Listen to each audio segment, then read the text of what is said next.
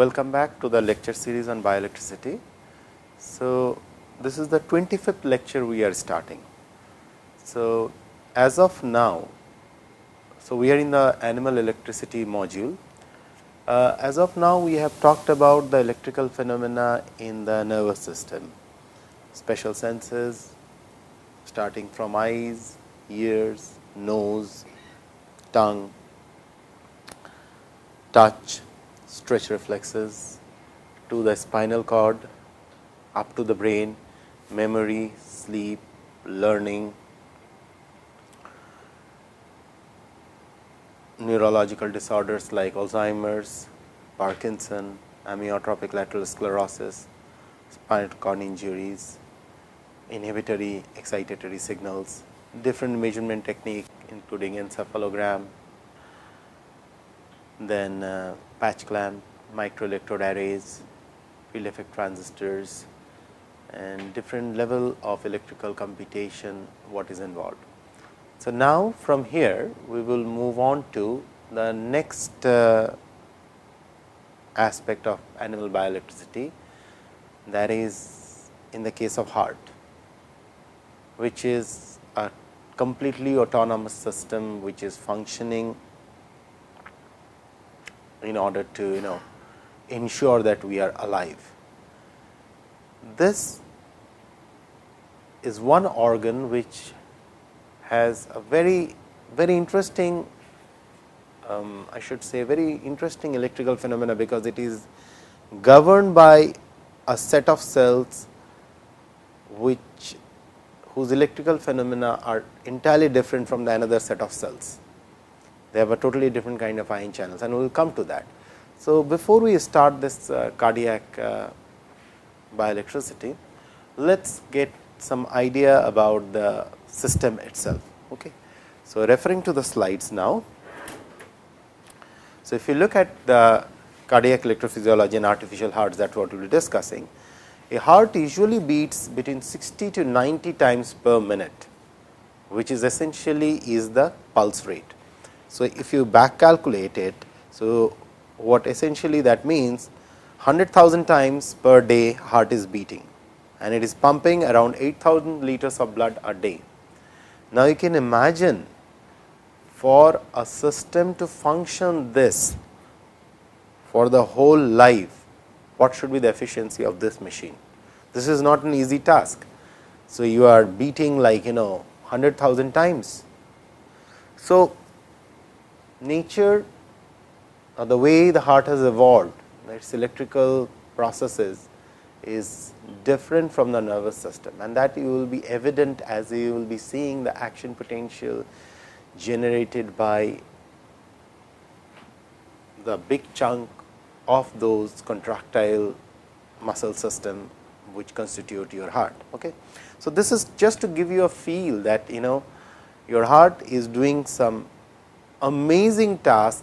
If your average lifespan is 70 to 80 years, then this is just mesmerizing. This is probably one of the most efficient machine you can think of, because this machine cannot afford to take rest, because if it takes rest, then you are in rest forever. Okay. So, coming to the basic structure of it, if you look at that, it's a 4-chambered structure. If you look at it, something called a left atrium out here. It has a right atrium, it is right ventricle, it has a left ventricle, and essentially what happens is this: the right atrium receives, if you could see the diagram, from superior vena cava, the right atrium is receiving all the impure blood which is coming to the right atrium. Through the tricuspid valves, it moves to the right ventricle, the lower chamber. From there, this is pumped through the pulmonary artery. This is the only artery which carries impure blood, by the way. It goes to the lungs for purification. It comes back after getting purified in the lungs through pulmonary vein, the only vein which carries oxygen rich blood. Otherwise, and the only artery, the pulmonary artery, carries oxygen deficient blood. So, through the pulmonary vein, it comes to the left atrium. From the left atrium through the mitral valves, you could see the mitral valves here, it moves to the left ventricle. From the left ventricle through the aortic valve, the blood is pumped through the aorta to rest of the body. And this whole process, and by the way, the right atrium is receiving blood from both inferior vena cava and superior. Superior is coming from the upper part of the body, inferior from the lower part of the body. Okay? And this whole process has to be synchronized in a very, very well regulated fashion. If there is any error in this, then we are in a big trouble. So, this whole coordination, the way the heart works, is coordinated by two interrelated electrical events. Two interrelated electrical events, one is the master, other one is the slave, and based on them they have the name pacemaker system and a contractile system. Okay? So, we will be coming to that, the contractile system, how it is being regulated by the pacemaker system. We will come in depth, but slowly one by one we will move on to that. So, going back slightly to the next slide. So, this is what I was trying to tell you. So, this is the heart which is receiving, sitting in the center out here. This is the heart which is receiving from the inferior vena cava. You could see the inferior vena cava bringing the blood. This is the superior vena cava from upper part of the body bringing the impure blood. From the aorta it moves to the, from the upper chamber it moves to the ventricles. From the ventricle it moves all the way to the lungs, to the pulmonary artery, and from through the pulmonary vein it is coming back, and here this whole circuit is taking place. So, there are two distinct circuit in this situation. One is called the pulmonary circuit, the other one is called the systemic circuit. Pulmonary circuit is the circuit which is exclusively between the heart and the lungs. So, the pulmonary artery taking the impure blood to the lungs, and the pulmonary vein bringing the oxygen rich blood back to the heart. That small circuit. So, coming back to the slides, this part of the circuit, this connected circuit between the heart and the lungs is called the pulmonary circuit, and then you have the systemic circuit, which is the rest. The rest of it is the systemic circuit. Okay? So, these are the two broad circuit, and this much anatomy is essential for you to understand. Coming to the next slide, I will recommend you please go through this link. If this link is still functioning, you will be able to see the heart contraction and the blood flow. There is a nice video out there which I really cannot put it here. Kindly go through it, that I have provided the link for you to go through it. It's a really very interesting video. Okay, kindly go through this video. So, coming back to the next slide, this is how the heart architecture is. It's kind of a myocardium, it's a layer of tissue, because this has to be a really a strong organ, because this is 100,000 times per day. This is something. So, this tissue is kind of, if you see this picture, they are kind of, as if, I don't know how many of you have seen this, like, have you seen this, the ropes are tied. It is almost like, if you look at this picture, it will look like as if these ropes are tied, and these are the valves. You see, these are the different kind of valves which are like, kind of, there is a push and then they close like this, and likewise. Okay.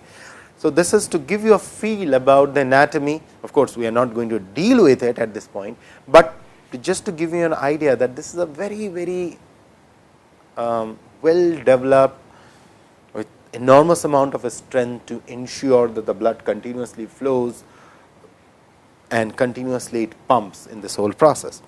Moving on to the next slide. Now, this is what I was trying to tell you. There are two circuits which are functioning here.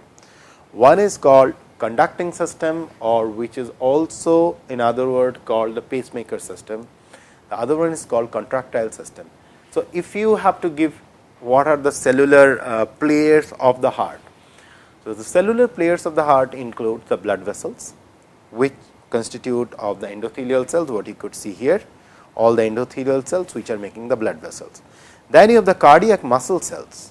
These muscle cells are the contractile system. These muscle cells, what you see, cardiac muscle cells, are the contractile system, and then you have the conducting system, which constitute your pacemaker cells. And in this picture, you see this dotted line, the yellow line out here. This is your conducting system, and all these are originated from the cardiac progenitor cell, which is mentioned in this picture. Cardiac progenitor cells are the cells which differentiates into contractile element, conductile element, or the pacemaker element, as well as the endothelial cells. And some of these cardiac progenitor cells are present in the adult heart too, which could be differentiated into cardiac cells. People are attempting the adult cardiac myocytes or adult cardiac progenitor cell to be differentiated into functional cardiac myocytes. So, this is the overall structure of the heart. We will be coming in depth, but these are the key cellular players of the game. So, if you look at the conducting system is looks like, now if you compare this picture with this picture. So, this is what I was trying to tell you, and they have different names. We will be coming to that. So, in a better contrast, if you see this picture. So, this is what you see, this from here where you see this star kind of thing, from here the electrical impulses originate. To give you an idea what this contracting system and conducting system does.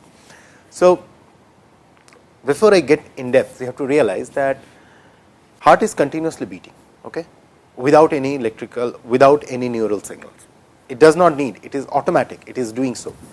In order to do so, there is a circuit which, just like a pacemaker, just like an oscillator, it is oscillating like this, tuck, tuck, tuck, tuck, tuck, tuck, like this.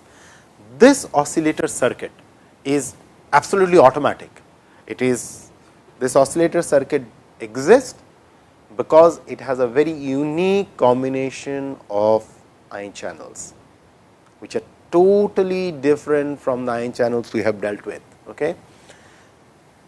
These oscillatory circuits which are present there, this oscillatory circuit ensures, and this what you see out here, what I am outlining out here, this is this oscillatory circuit which ensures rest of the heart functions. So, this oscillatory circuit number in terms of the number of cells is very few with respect to the rest. You can see, I mean, how much area the rest of the heart is, how much those cells are constituting. This oscillatory circuit constitute the conducting system or the pacemaker system. And whenever you hear that somebody is have an implanted pacemaker, that essentially means that this person's conducting system is in trouble. It means within this circuit there are certain errors. The signal, the oscillatory circuit is unable to send this oscillatory message all across that circuit. Always remember this. This will help you to realize. And when I was telling you in the beginning of the lecture, the master and the slave. So, this conducting system is the master system which regulates the slave system, which is the contracting system. So, let us move on to the next slide. So, this is how this whole circuit works. So, this is where, if you go back to the previous picture, this is what is called sino-arterial node. This is star sign, sinus, this is sino-arterial node, and from here the electrical impulse is spread, sino-arterial node to atrial synctium. So, this is the atrial synctium where it is spreading, okay, and there is a rate. So, electrical impulse spreads from the sinus node throughout the left and the right atria. So, those blue lines what you see out here spreading. So, electrical signal is spreading like this. Automatically the right atrium it will spread faster as compared to the left atrium, because it will take some time to reach to the left atrium because of the sheer distance. Now, this node, this is the, if you again you have to refer to this. So, this is called AV node. If this is called SA node is this one where my cursor is now. Once again, yeah. So, this is where you see this is SA node, sino-arterial node, and this is AV node connected by three connections, okay, coming back in the from sino-arterial node through the atrial synctium, through the junctional fibers. So, these junctional fibers are these ones, okay. Through the junctional fibers, it leads to atrioventricular node, which is this AV node, atrioventricular node. And the electrical impulse spreads from sinus node throughout the left and the right atria. Now, next what happens from the atrioventricular node, which is also called AV node, the signal gets split up into two. You could see that the signal is kind of, signal is like this. I mean, the circuit is moving like this. There is a splitting of the circuit. You could see in the picture that the circuit is splitting, and part of the impulse is reaching the left ventricle and part of it is reaching the right ventricle, and this further split up. So, to the left bundle branch, which is called bundle of His bundles, these are called HIS. You could see the arrow showing the His bundle. From the His bundle to the left bundle branch and the right bundle branch. From the AV bundle to the bundle branches to the Purkinje fiber to the ventricular syncytium. So, this is how the spread of electrical impulse happens in the conducting system. This is how it is being coordinated, and this happens at a specific frequency continuously. This oscillator functions at a specific frequency. Of course, there is an upper and a lower limit of it, but this is how the oscillatory circuit functions. And there are sympathetic and parasympathetic control which regulate some of these oscillatory frequencies. But when in this circuit, when the circuit what I showed you out here, whenever there is an error or there is a blockage in any of this part, so what happens is that signal is not transmitted, and that is where you need the intervention of prosthesis. That is where pacemaker circuits are to be introduced. Pacemaker is nothing on the surface of the heart or on the body. You basically put another oscillatory circuit or electronic oscillatory circuit which generates signals to ensure to compensate for the drawbacks of that existing conducting system. So, from here let us move on to the next slide, which is slightly more complex slide, which will give you an idea about the time window. So, at the 00 time point it is starting 0.03, and if you read through, the sinus node, sometimes called the sinus arterial node, serves as the heart's pacemaker, emitting an impulse that result in an action potential. Okay. The cells in the node have almost no contractile element, but are connected directly to the atrial fiber, so that the action potential spreads immediately into the atrial cardiomyocyte and is transmitted to the entire atrial muscle mass. Okay. So, if you look at this propagation time from 0.0, 0.003 to 0.16, 0.17, 0.17, 0.18, likewise. If you look at it, so here it reaches at 0.21, whereas at 0.22 just because it has to travel slightly more on that side. Okay. So, this is how the signal is moving through, and based on those time points you could see how the signal is moving. So, again from sinus node to the AV node, from the AV node to the bundle of His, to the left bundle of His, to the right bundle of His. Once again another video, if you will get see whether this video is functional, please go through this one. Okay. Now, coming to how these are linked with each other. So, when this conductile system is conducting this thing, the electrical impulses moves from. So, you have to realize one thing. If I go back to some of the very early slides, let me go back. Okay, here. So, there is a sequence of event which is taking place here. From the right atrium, the blood is reaching both the right and the left atrium. From it is pumped here. From here, it is pumped to the the pulmonary artery. Likewise, so this fashion has to be synchronized. Blood reaching right atrium, moving to the right ventricle. From the right ventricle, it is moving to the pulmonary artery. Similarly, the blood coming from the left atrium, coming to the left atrium from the pulmonary veins, moving to the left ventricle and being pumped to the rest of the body. This whole process has to be coordinated in a very systematic fashion. There has to be a system by which you can coordinate that. So, what essentially the conducting system does is, the conducting system, the electrical impulses which are generated by the conducting system here are transmitted to the contractile system. these are the contractile system or the cardiac myocytes what you see here. So, these are the membrane potential of the or the action potentials of the SA nodes or the conductile system, and they spread to the heart muscles, which are these are the heart muscles. So, these are the action potentials of the pacemaker, and these are the action potentials of the cardiac myocytes. AP stands for the action potential. Now, what is ECG and EKG? How it is linked to the conductile and contractile system of the heart? This is one of the fundamental questions which So, coming back to the action potential of pacemaker. So, first of all, what we will be doing, we will be talking about the action potential of the pacemaker cells, because there are two kinds of action potential you could see here. This is one set of action potentials which are generated by the conducting system, and there is another set of action potential generated by the contractile system. So, first of all, we will talk about the membrane potential of the conducting system, and then we will be talking about the action potential of the contractile system. Okay. So, coming back to the action potential of the pacemaker cells. The pacemaker cell or the conducting system action potentials, it is very interesting. So, here to realize that these pacemaker cells do not have sodium channels. So, as of now in the nervous system, whenever we have talked about action potentials, so what essentially we have talked about is the action potential is started, a cell sets at minus 70 or minus 60 or minus 70 or minus 80 millivolt. From there, some impulse comes, some ligand comes and binds, or some light falls on it, and the membrane potential shifts to say minus 40 or minus 50. From there, it is all or none, and an action potential is generated. But in the case of cardiac myocyte pacemaker cells, the story is totally different. These cells do not mark my word very carefully, do not sit at minus 80.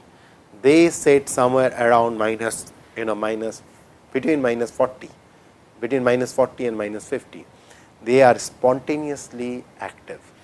They do not need any electrical impulse. They do not need any kind of something to pull them. So, if you see the graph now, you will see they are sitting at around minus 40, okay, around minus 40 and minus 50. They are spontaneous. This activity is spontaneous. So, essentially they do not have, because they have slow inward current, unlike their counterpart in the neurons where there is a fast activating sodium current. They have slow sodium current and they have a voltage gated calcium conductances. These are mostly regulated by the calcium conductances, and they sit out here, and from here they can overshoot.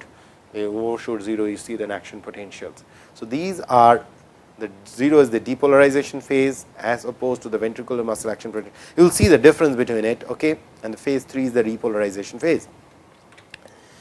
So, if you look at the monophasic action potential of the cardiac myocyte, so this is what is happening. They are sitting at around minus 50 or minus 40, between minus 40 and minus 50 out here in the phase 4, slow sodium influx, very slow sodium influx, followed by a calcium influx, followed by a potassium efflux, and they come back and again they goes back because of the slow sodium influx. If you look at it, as opposed to, if you look at it, because of the slow inward current of sodium and a voltage gated increase in calcium conductance via T channels, there is a spontaneous depolarization which is taking place. And if we in this picture, so if this is the whole thing, then the green line is showing the complete process. So, these are the individual ionic conductance. You see calcium and there is a slow inward sodium. So, it is the calcium which is the game changer. So, these cells do not sit at, so one of the take home message from this is these cells do not sit at minus 80 millivolt. They are sitting at between minus 40 and minus 50 millivolt, and they are spontaneously active because of the slow activating, because of the slow moving sodium channels, and coupled with a high percentage of calcium channels. So, they are spontaneously active throughout their life. So, this is how the conducting system is automatically spontaneously function like an oscillatory circuit. They oscillate like this. Okay. So, this is the monophasic action potential of cardiac pacemaker cell.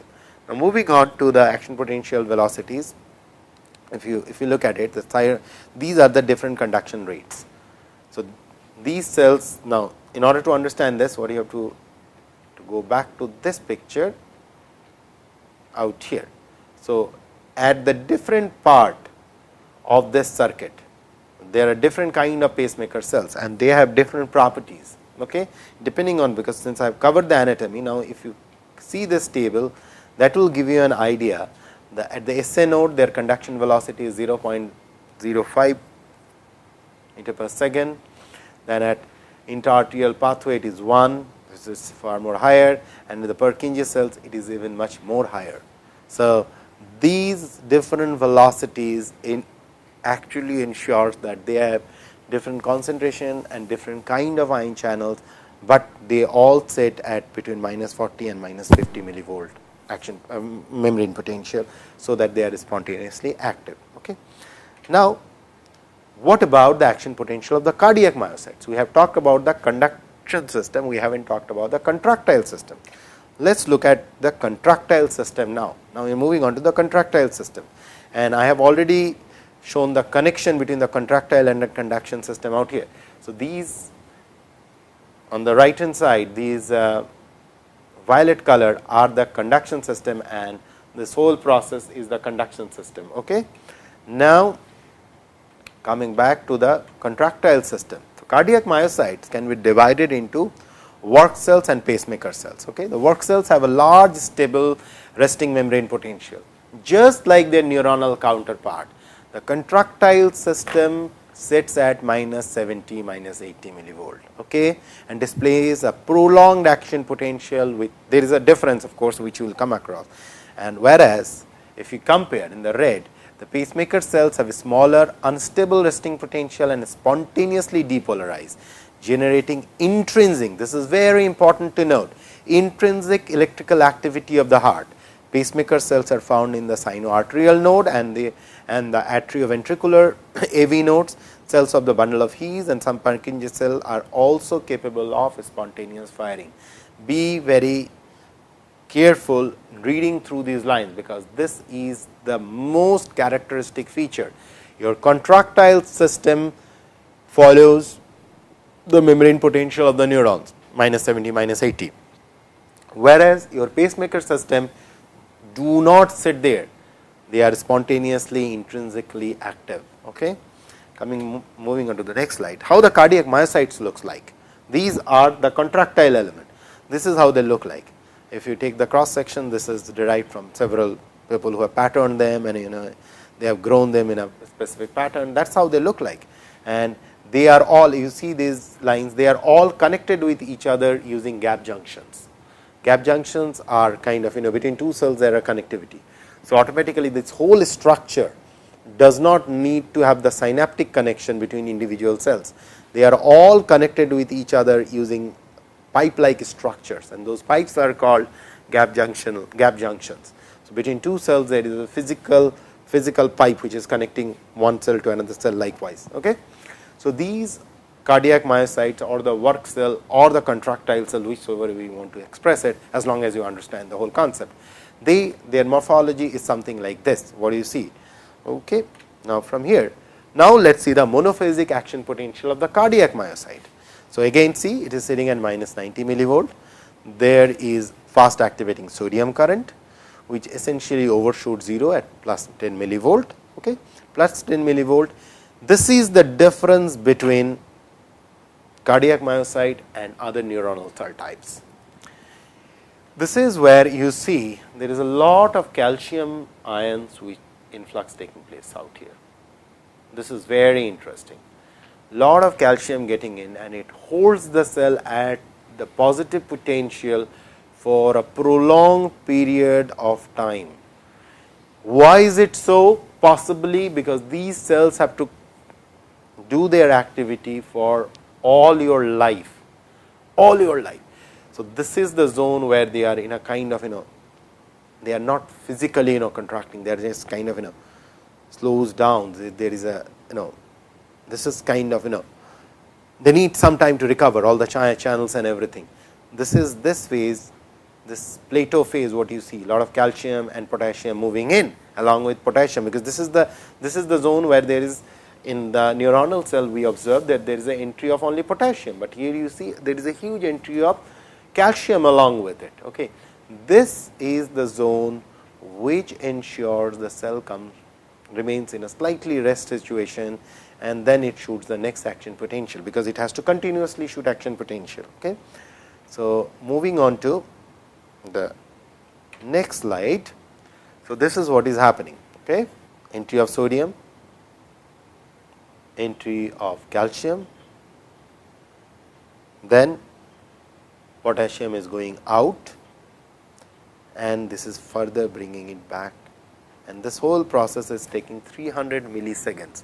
Now, if you compare this 300 millisecond with other neuronal types, you realize that this is far bigger as compared to other neuronal cell types. Okay. Now, moving on to the next. It is a membrane current that generates a normal action potential. So, these are the different component.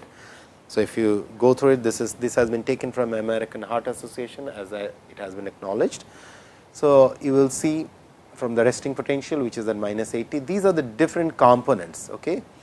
Potassium component, sodium component, calcium component, and several other, and the different pacemaker, how they are regulating this whole process. The membrane current that generates a normal action potential. So, that general normal, so there is a resting, there is an upstroke, there is an early depolarization, there is a plateau phase, and there is a final repolarization phase. Okay. Kindly go through this very carefully, because this is going to enrich your understanding about how the heart is functioning. From here back to, if you remember, while I was talking, I talked to you about the ryanodine receptor and dihydropyridine receptor. So, action potential leads to the motion or movement of the sliding motion, which is regulated by the sarcomere. So, this is what you see, the electrical impulses leading to the movement of the muscle through the excitation contraction coupling apparatus, and which mostly involve the ryanodine receptors. And this has a lot of this is of immense importance in the pharmacology. There are a lot of disorders which are observed in that ryanodine receptors. This is what you see, this is where it is happening. This is where the action potential travel, and this is the zone where the ryanodine dihydropyridine. So, electrical impulses coming, and electrical impulses leading to the excitation of these muscle cells, and this is where dihydropyridine and ryanodine receptors are present, and they lead to the efflux of the calcium in this. These are both are calcium channels, of course. This calcium leads to the contraction of the muscle in the sarcomere. So, this is a hot site of pharmacological interest. Okay.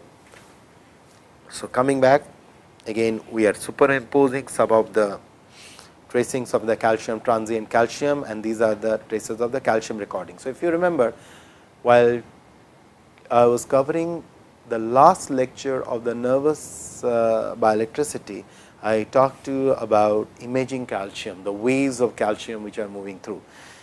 And heart is a very prominent organ there, where this kind of waves of calcium waves are being studied in greater details. So, this is one such example where it has been shown. I have given you the reference also, you can go through the reference, that will help you. Okay. And this is exactly the reason why I introduced. This is what you see are the calcium influxes which are moving through. You are imaging calcium. Okay. So, if you see, so what you see, this YOLO thing, this is the wave which is moving through a cardiac myocyte. This was I was trying to highlight in the nervous bioelectricity, that there are calcium imaging techniques which are being used. So, near here you can see how the calcium imaging is being done. So, you have dyes which changes their color with the influx of calcium, and what you are measuring is that change in color in the form of a wave. You see there is a, and this is time 0, 866, 133, 267, these are the seconds. Okay. At different seconds, how the calcium wave is generating. So, from here change see the changes here, it becomes more intense, more intense, more intense, and it becomes really intense as it moves through, and it is now dying out. Okay. So, this is moving through the cell, a wave moves through like this. Okay. So, this wavy motion is the calcium wave, what I was trying to highlight. So, if you do a comparison now of the action potential, this is what I have given you, an action potential comparison. I told you this is almost 300 milliseconds. Okay. Now, look at the contraction of a skeletal muscle, which is far less, it is nothing for a skeletal muscle contraction. So, there are two muscle type with a totally different action potential, and as a matter of fact, smooth muscle, if I could have added here, please go through all the reference textbook, you will see the smooth muscle also have a different kind of action potential pattern. So, it is the time. So, if you compare it, cause the sodium entry, duration 3 to 5 seconds, ends with the closure of voltage regulated fast sodium channels, then comes the plateau, where the causes calcium entry, duration almost of 175 milliseconds, ends with the closure of the calcium channels, repolarization, where potassium loss starts, and then of course, followed by that you have this the sodium potassium ATPase pump, calcium pumps, and everything comes into play, which ensures to pull back the calcium and getting the sodium out and getting the potassium in. Okay. So, this is a comparative picture which I wish you people really go through very carefully, because this is going to help you to realize how the heart functions for all your life, because this skeletal muscle does not have to function all the time. When there is an impulse, it functions, that is it. It has a lot of time to take rest, but your heart does not have any time to take rest. It has to continuously function. Okay. Kindly go through this very carefully. Now, a comparison of the action potential generated by the pacemaker and the ventricular cardiomyocyte. It could be, it is written ventricular cardiomyocyte, it could be the upper chamber cardiomyocytes also. So, if we compare it, the work cells or the cardiac myocytes, they have a larger stable resting membrane potential. MP stands for membrane potential, whereas pacemaker cell have a smaller unstable membrane potential, action potential. In terms of action potential, they have prolonged, AP stands for action potential with a plateau, whereas pacemaker cells are spontaneously depolarized, generate intrinsic electrical activity of the heart. Okay. Location, right and left atrium and the ventricles, whereas pacemaker cells are found in the SA node, AV node, bundle of His and Purkinje fibers. Ion movement, sodium, calcium and potassium movement. In contrast of the cardiac myocyte action potential, there is no fast inward movement of sodium ions during, you should add this word fast movement of sodium ions during depolarization. This is the overall comparison between the two. And in terms of the diagram, if you look at it, look at where they are resting. This is resting at -80, this one is resting at between somewhere between -40 and -50, and these are the different phases what I have already highlighted. If you go through those phases, it's very fairly clear, and the impulses which are generated from this oscillator circuit is being used to activate the cardiac myocytes which are present there. Okay. So, this comparative picture is very essential for you people to kind of take in mind that how beautifully this whole system is synchronized, because as of now we are talking cellular level, and afterward we will talk about the EKGs, where there is the overall electrical activity because of these two processes which are working hand in hand. So, now comes the question, what is ECG or EKG and how it is linked with conducting contractile system of the heart. So, okay, I will close in here with this lecture. In the next lecture, we will start from here. Okay. So, to summarize what we have learned as of now. So, we have dealt with the anatomy of the heart, we have talked about the different cell types of the heart, we have talked about two different two different electrical elements, the contractile system and the conducting system, where conducting system is acting as the master and contractile system is acting as the slave. and the impulse generated by the oscillator of the conducting system is transmitted to the contracting system, and we have made a comparison between the electrical properties of both of them. So, I will close in here. In the next class, we will talk about the ECG and the EKG. Okay. Thank you.